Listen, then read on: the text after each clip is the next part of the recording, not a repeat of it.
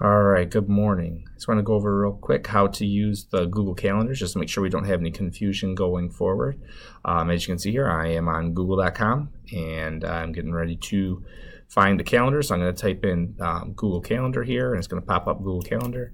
Before I get started, I'm going to look up here in the corner because it's going to tell me what I'm logged in as, so I can see that I am currently on my personal account here, which means when I go to Google Calendar, I will not be able to see any of the calendars that I need to see to check stuff out because it's my own personal one.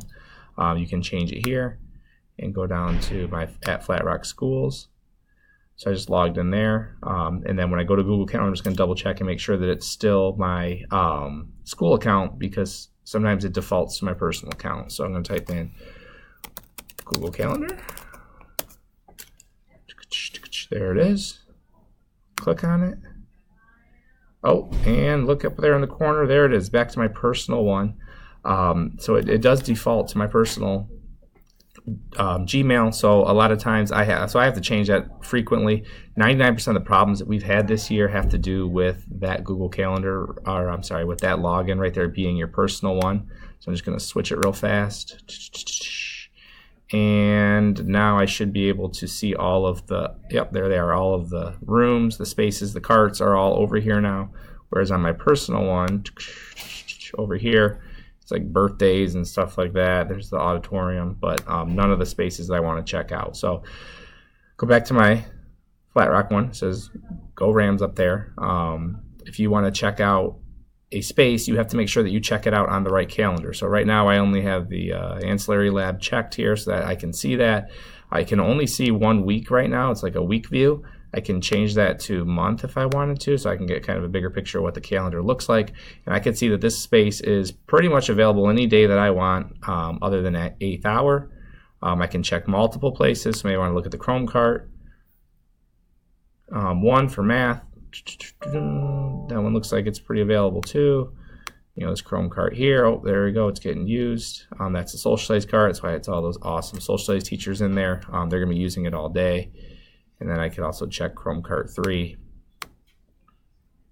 And I can see that it's kind of checked out quite a bit. Anyways, so if you want to add an event, maybe you want to use the lab on Monday. You just click on it. Add the title, so you would put your name in there, while, put the hours you're going to use it, 2nd through 7th hour. You have to make sure that this says lab right here, okay, because sometimes it goes to your personal calendar. And if I put this in as a personal event for me, nobody else can be able to see it because you can't see my calendar, so I change it back to the lab.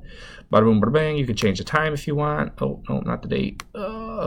Change the time if you want. And you can make it as if you're super fancy. You can do like 7:30 till 2 o'clock, till 1:30. Oops, till 1:30. And then when you do that, it will take up a bigger space over here. It'll be all blacked out, but you don't have to add a time if you don't want to. And then you just click save, and that's it. That's all there is to it. Going forward, if you have something signed out on an Outlook calendar and somebody else has it signed out on the Google Calendar, you're going to have to forfeit the devices because we are all going to try to use the same calendar. Otherwise, it's going to get confusing. That's really all there is to it. If you have any questions, you can let me know. I know there's several people in the building that are pretty good with Google as well. There are people in here that are much better than me.